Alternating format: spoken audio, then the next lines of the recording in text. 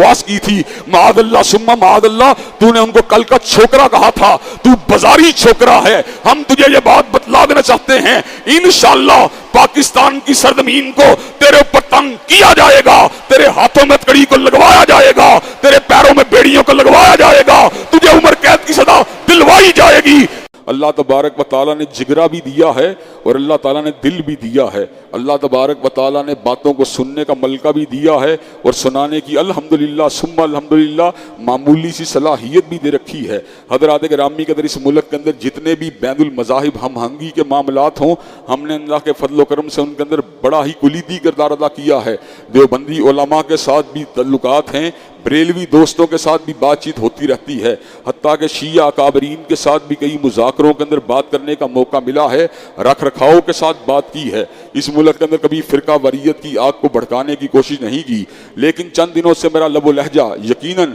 مرزا محمد علی جہلمی کے بارے میں تند بھی ہے، تیز بھی ہے اور تلخ بھی ہے۔ یہ تلخی میرے اندر کیوں موجود ہے؟ اس لیے موجود ہے کہ انسان ہوں، پیالہ و ساغر نہیں ہوں میں، کیوں گردش مادام سے گھبرا نہ جائے دل۔ حضرات گرامی قدر مرزا محمد علی جیلمی کے ساتھ میرا کوئی جائیداد کا تنازع نہیں، میرا کوئی ذاتی اختلاف نہیں ہے، مرزا محمد علی جیلمی کے ساتھ میرا کوئی انانیت کا کلیش نہیں ہے، مرزا محمد علی جیلمی جو ہے کوئی 30 مارہان نہیں ہے۔ حضرات گرامی قدر مرزا محمد علی جیلمی کے ساتھ اختلاف ہے تو اس بات کا اختلاف ہے، مرزا محمد علی جیلمی ڈیبیٹنگ کے اصول سے جو ہے بالکل ناواقف ہے۔ مرزا محمد علی جیلمی سے اختلاف کی اصل وجہ یہ ہے اس کو علم کے ابلاغ کا طریقہ نہیں آتا۔ مرزا محمد علی جیلمی سے اختلاف کی اصل وجہ یہ ہے مرزا محمد علی جیلمی جو ہے مکالمے کی صلاحیت سے محروم ہے۔ مرزا محمد علی جیلمی سے اختلاف کی اصل وجہ یہ ہے مرزا فسادی ہے۔ مردے کے ساتھ اصل میں اختلاف کی وجہ یہ ہے مردے میں تکبر ہے۔ مردے سے اختلاف کی اصل وجہ یہ ہے وہ صحابہ کرام کے اوپر تبرہ کرتا ہے، ان کو لیٹ ڈاؤن کرتا ہے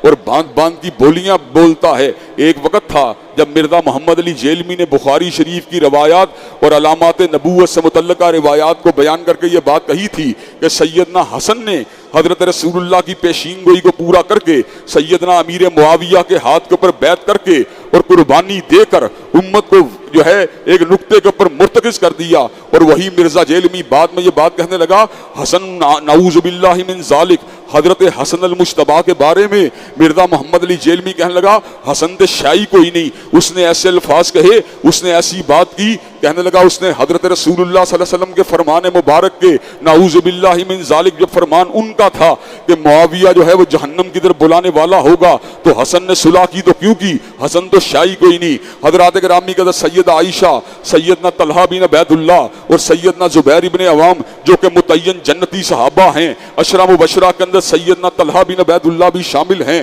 حضرت زبیر بن عوام بھی شامل ہیں، اور حضرت عائشہ کے تو امت میں اتنے احسانات ہیں کہ حبیبہ حبیب خدا ہیں۔ حضرت رسول اللہ نے ان کی جھولی مبارک کے اندر اس کائنات سے اب رخصت ہوئے تو آپ کا سر مبارک حضرت عائشہ کی جھولی مبارک کے اندر موجود تھا، اور حضرات گرامی کے اندر مرزا محمد علی جیلمی بھی یہ بات کہتا ہے حضور کی بیوی دنیا کے اندر بھی اور آخرت کے اندر بھی ہیں۔ حضرات گرامی کے اندر اس کے باوجود مرزا محمد علی جیلمی جو ہے ان کے بارے میں ہرزہ سرائی کرتا ہے اور یہ بات کہتا ہے کہ یہ لوگ آگ کی طرف بلانے والے تھے۔ حضرات گرامی کے اندر مجھے یہ بات بتلائیے، اگر میری سگی ماں کو کوئی گالی دے کیا میں اس کو آرام سے میں جو ہے ٹھنڈے پیٹوں اس کو پی جاؤں گا؟ اور عائشہ تو میری وہ ماں ہے، میری وہ ماں ہے، میری وہ ماں ہے، میری وہ ماں ہے کہ میری ہزاروں مائیں جو ہیں اس کے ایک دوپٹے کے اوپر نچھاور کر دی جائیں۔ حضرات گرامی قدر اگر کوئی میری ماں کی توہین کرے میں ٹھنڈے بیٹھوں نہیں بیٹھوں گا، پھر میں یہ بات کہوں گا مرزا تو بے ایمان ہے، مرزا تو دجال ہے، مرزا تو زندیق ہے، مرزا تو چھچورا ہے،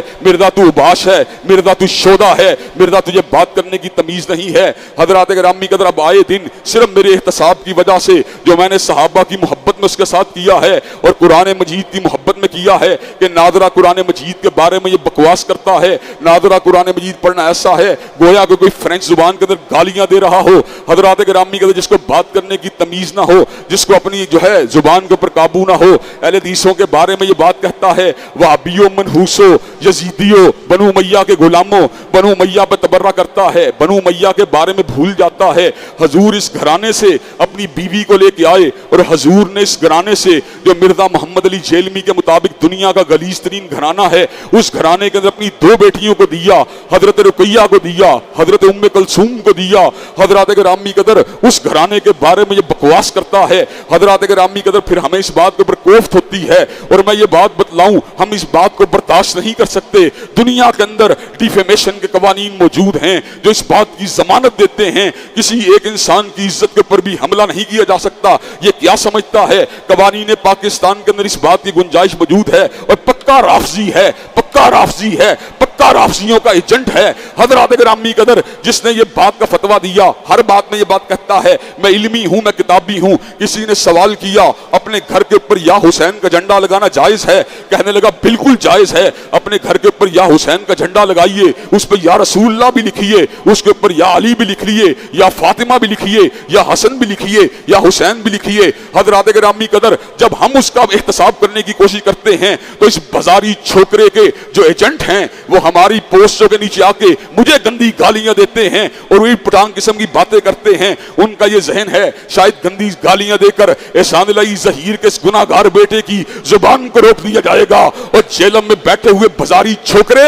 تو نے حضرت رسول اللہ کی ذات اقدس کے بارے میں جو بکواس کی تھی، معاذ اللہ ثم معاذ اللہ، تو نے ان کو کل کا چھوکرا کہا تھا، تو بازاری چھوکرا ہے۔ ہم تجھے یہ بات بتلا دینا چاہتے ہیں انشاءاللہ پاکستان کی سرزمین کو تیرے اوپر تنگ کیا جائے گا، تیرے ہاتھوں میں ہتھکڑی کو لگوایا جائے گا، تیرے پیروں میں بیڑیوں کو لگوایا جائے گا، تجھے عمر قید کی سزا دلوائی جائے گی۔ حضرات گرامی قدر مجھے یہ بات بتلائیے کہ آپ یہ کام کرنے کے لیے میرے ساتھ چلنے کے لیے تیار ہیں انشاءاللہ؟ اگر جیلم جانا پڑا جیلم جانے کے لیے تیار ہے انشاءاللہ؟ مرزا محمد علی جیلمی تو پکا چوہا ہے، تو گیدڑ ہے، تو کبھی بھی اپنی بل سے باہر نہیں آ سکتا۔ اور میں یہ بات کہتا ہوں اللہ کے فضل و کرم سے 10 منٹ کے اندر تجھے زمین کے پر گرا کے دکھائیں گے اور تیرے علم کا پوسٹ مارٹم کر کے دکھائیں گے۔ تو ناظرہ قرآن پڑھنا نہیں جانتا، تو ناظرہ حدیث پڑھنا نہیں جانتا، تو قرآن کا ترجمہ کرنا نہیں جانتا، تو حدیث کا ترجمہ کرنا نہیں جانتا، تو ضدی ہے، تو انانیت کا پجاری ہے، تو گھمنڈی ہے، تجھے علم کا اٹھانے کا طریقہ نہیں آتا۔